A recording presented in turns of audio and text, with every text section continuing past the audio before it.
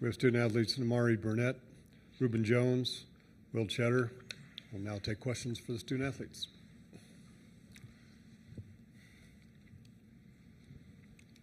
Nimari, it looked like you were asking to come out a couple times, and it looked like you were dragging a little bit at times. How are your legs, and how are you adjusting to the altitude out here?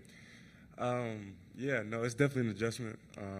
It was especially a moment in the first half. I'm like, yeah, I got to come out. I'll be a detriment to the team if I stay out there. Not really in the legs, just more so in the wind and the breath. So definitely feel adjusted now and ready for this next one.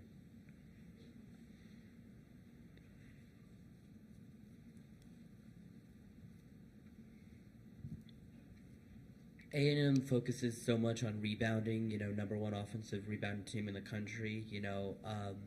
I guess going into tomorrow's game, how are y'all planning to deal with that? How are y'all planning to approach with that physicality on the boards?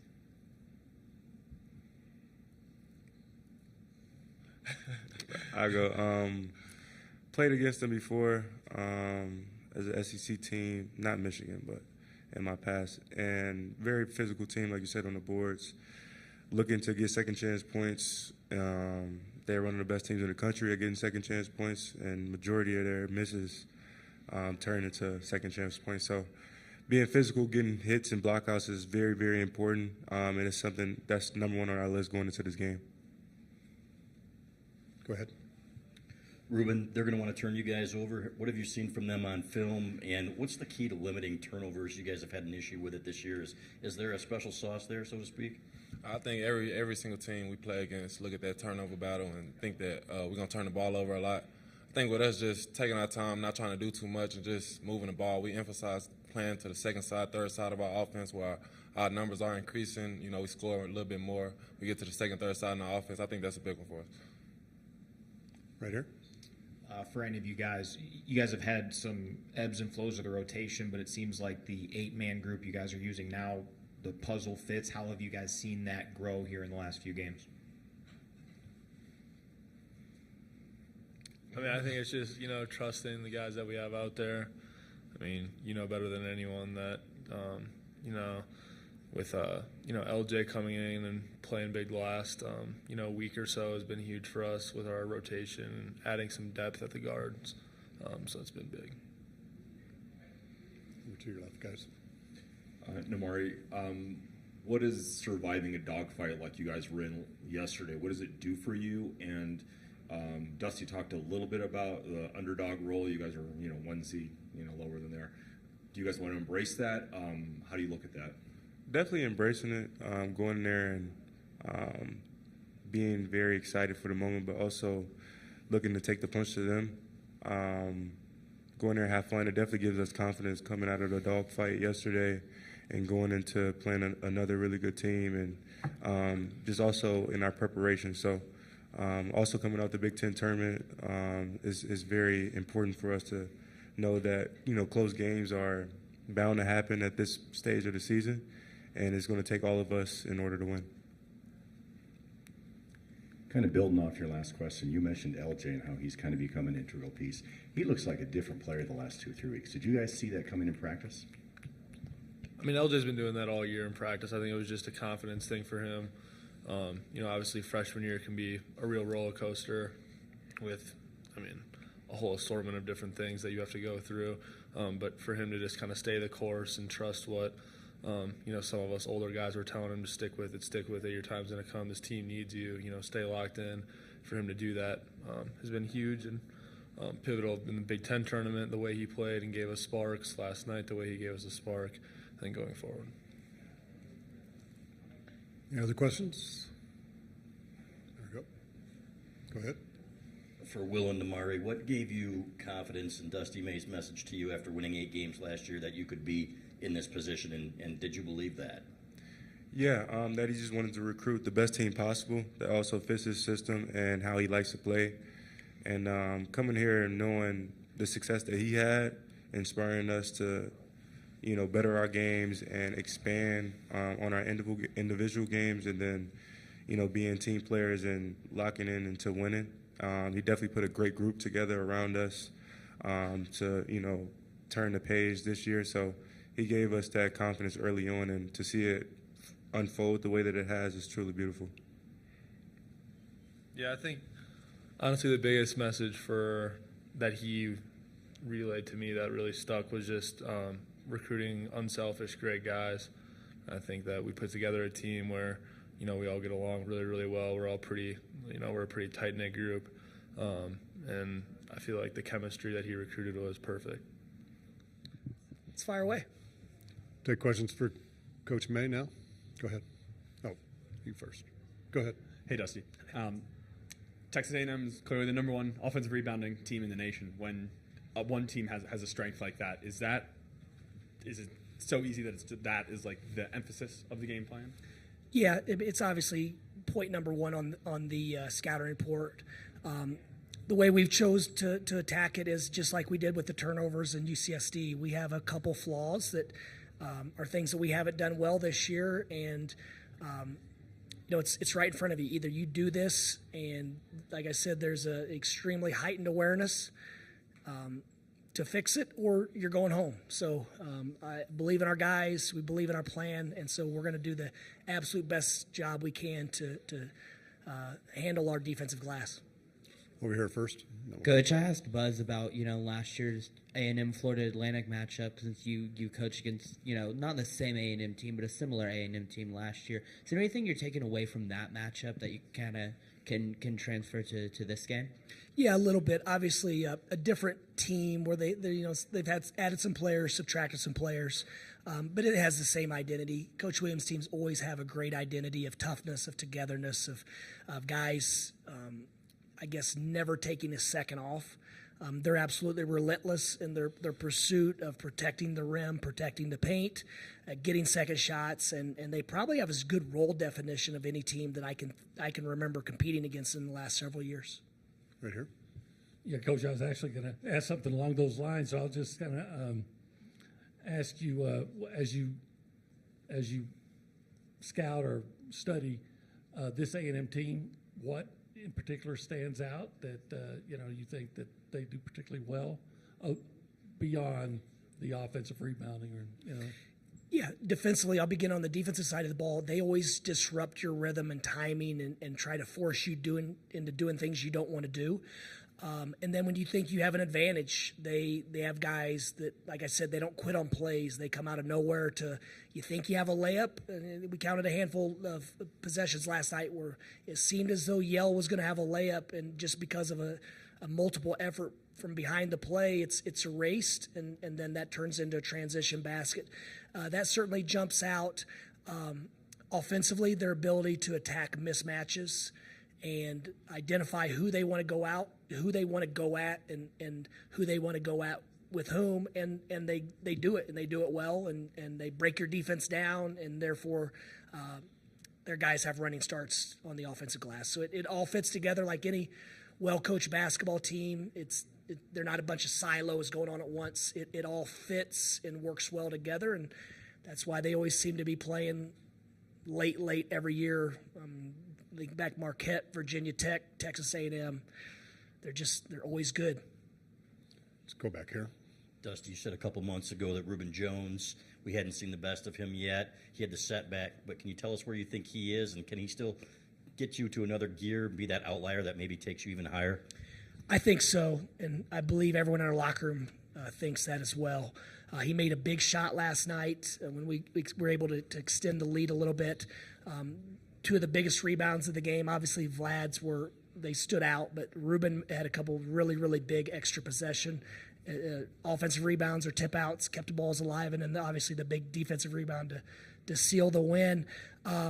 Yeah, Rubin is playing to win. I think he's done a really nice job since we put him in the starting lineup of being a connector, as someone that's just tried to make sure that it all fits together. And then defensively, he's always a pest. He's someone that he gets underneath the basketball, he makes plays, and I do think he looks even more comfortable in our switching schemes, as it was something new for him than he was earlier in the year. Let's go back there first, and then we'll come to you.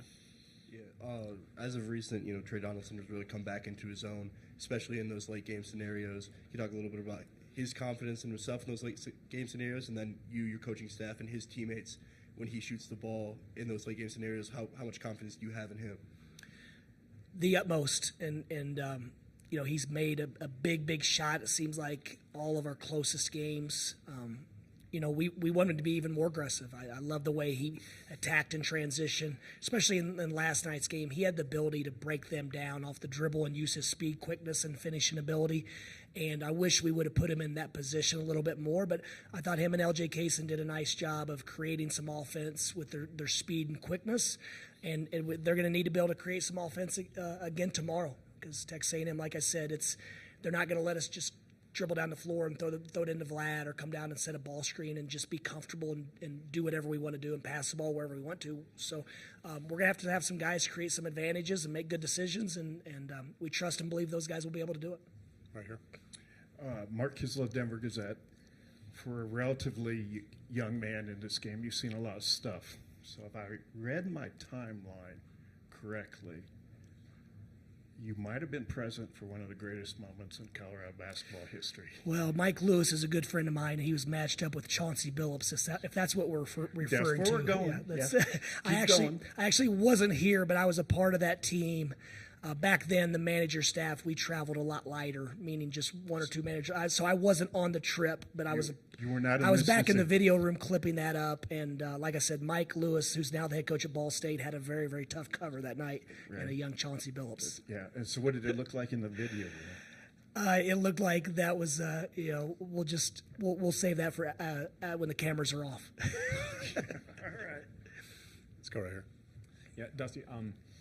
The Texas A&M, at least on paper, seems to be a team willing to give up three-pointers. Now, while you haven't shot it as well in the back half of the season, is that something you like, knowing that ideally, like, while they pack the paint, you should be able to get some good looks? Yeah, it's just taking rhythm threes, and we talked about today. We haven't done a good enough job of respacing with urgency, so we're in position early, and our feet are ahead of the pass. We've kind of been respacing at too casual of a pace, and then when the pass gets there, our momentum's going backwards. We're on our heels, and so we've got to clean up a few things, and we'll work on it today in practice. But I think if we simply fix that issue, or after we drive and kick and we respace and our penetration reactions improve, then I think our three-point percentage will continue to rise. Let's go right here. Dusty, a couple weeks ago, teams that really crashed the offensive glass kind of took advantage of that against you guys with all the second chance points. Where do you think you guys as a team, maybe as a front court especially, have grown in that defensive rebounding and sealing that off? Well, our bigs have done a better job of holding position and not getting buried too deep. And then the biggest jump has been our guards have gotten into fight much better. And to be honest, I'm disappointed myself and the staff that we haven't emphasized our guards rebounding enough, because it does so many things for your transition offense, for getting just offense initiated the other way. And it alleviates some pressure from your bigs of having to fight a guy that's 250 and athletic and get the ball. So we put a really strong emphasis the last couple weeks, and that's the reason we've made incremental progress. But I'll take a lot of the blame for us not being where we need to be. Let's go here first, and then we'll come to you. Hey, Dusty, A&M's played a lot of close games this season. You guys have as well. What is it about your team that you feel like you guys have been able to prevail in a lot of those games, including last night's, as the season's unfolded? It's a great question. I've spent a lot of time trying to figure out exactly what it is, because I've been a part of seasons where we were really, really good at it, and in other seasons where we were poor. And a lot of times it came down to the one-on-one free throws and not turning it over against a press and things like that. But this year's been so odd because they haven't really came down into those situations like last night. It came down to one stop or but the one thing that I know for certain is that when I watch our guys in the last 5 minutes, they have a different level of athleticism, of intensity, of desire to do whatever it takes to win that possession. You watch even Danny, the rebounds he gets in the last 5 minutes, compare them to the first 5 minutes. It's like a completely different guy that's 100% lost in the game in competition. And Vlad's the same way. I don't know if sometimes we're conserving because we count on those guys so much, but Trey Donaldson, the same thing. Those guys just look super confident, aggressive, and athletic, and I could go on and on, but they just look different. And they've grown to that because we struggled early in the year in November. We didn't win those close games, and since then we've been able to find ways to win in every one or two possession game. We're here. Okay, different shot. I go all the way back to the Fab Five, so I'm old, but I find appreciation for Michigan's basketball tradition. And you're obviously at a premier program. Agree. You're one of those guys that had to avoid the 5'12" or the 6'11", don't get upset there. With all the changes in college basketball, what do you see as the future for the quote-unquote Cinderella program? I think right now there are so many older, good basketball players that I still think there's a place for Cinderella. UCSD was not a 12 seed, and I'm not criticizing the committee. That's a tough job. I mean, it's impossible. But that's not a 12 seed basketball team. In the locker room, we're watching St. Mary's. They're in the WCC. Our FAU team last year, there's still a place for it, but it's difficult. But also when you have the non-Power 5 teams, usually you could be pretty darn good by playing differently, and that's what a lot of these teams have done. St. Mary's being an exception; they're extremely big, but typically, San Diego has a really good formula. UC San Diego has a really good formula where they're skilled at all 5 positions. They have 4 really, really good shooters on the court at one time, and the one that's not a great outside shooter is an elite one-on-one player and shot creator and foul drawer and whatever the case. So it's obviously there's not going to be as many Cinderella stories. When you look at the guys that have left Belmont across college basketball, wow. I mean, it's impressive what that team could have been. But once again, I mean, there's always going to be a group of underdogs that are able to play with anybody because they're overlooked maybe just because they're not as tall or they're not as muscular, they don't jump as high. I just don't think there's going to be as many of them, but I don't think there's ever going to be a case where in a one-game scenario that Cinderella can't compete with just about anyone. Let's go over here. Dusty, they're Texas A&M. They're tough. They're deep. This will only be the second game in 9 days for them. It'll be your 5th in 9 games. How do you feel your team is doing rest-wise, and how do you counteract that kind of depth and rest that they are going to have? It's tough. I mean, it's obviously the mental component, the emotional fatigue of playing in one-possession games like we have for so long and so many nights.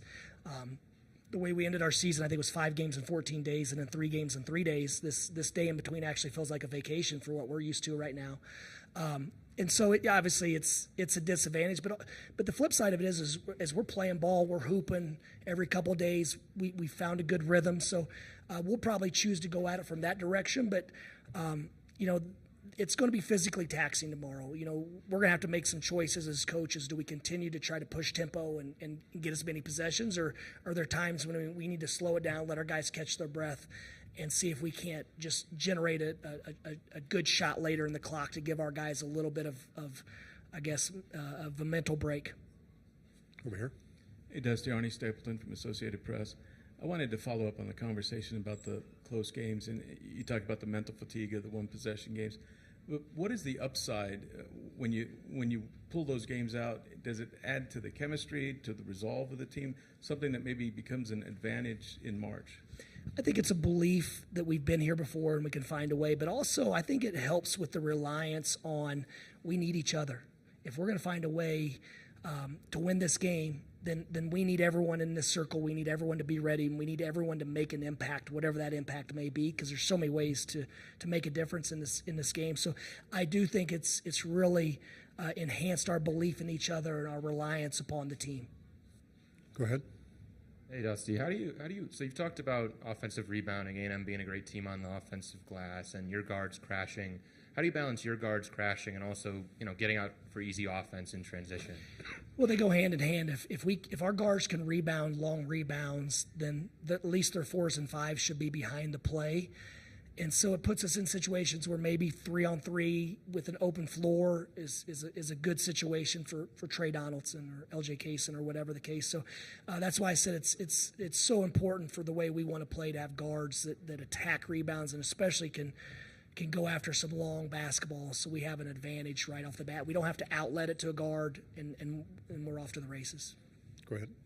Dusty, this may be silly, but when a team's strengths are your weaknesses, but you already maybe do those things poorly and have figured out ways to win, can that be not as big a deal as people think, as opposed to, I guess, a team that just does the things you do better? I'm much more confident that we're going to find a way to win each night than the confidence that we're going to fix something that we may just not be built well enough to fix in that moment. I mean, that's, sometimes, 30 plus games is a pretty large sample size. Sometimes you're just not good at certain things, and you have to overcome it by being exceptional or really, really good in others. And so, like I said, do I think we're going to fix that issue? I think we're going to do our absolute best and fight as hard as we possibly can. And if that doesn't fix it, then we'll have to overcompensate in another area. And we believe we'll find a way. One or two more questions back here. Coach, the last 2 or 3 weeks, maybe a little bit longer, Roddy's been more aggressive in taking it to the hole. And that gives you a different dimension, especially when the shots aren't falling. Is that something that was intentional or something you've encouraged in practice, or is that just a case of Rodney taking what the defense gives him? All of the above. We need him to be aggressive, and when there's an angle, there's an advantage to get downhill because he's good at it. And he made a big 3 off the baseline out of bounds in the first half. But yeah, it's all of the above. He knows that's what he needs to do for us, and that's what he's good at. He's really good downhill driver, getting to the line. So it's a combination of all of the staff encourage him to do that, his teammates putting him in a position, encourage him to do it, and then also just his he just looks like he's been back to himself playing again and having fun and doing whatever it takes to help the team win. Okay, thank you for your time, Coach. Thanks, guys. Appreciate it.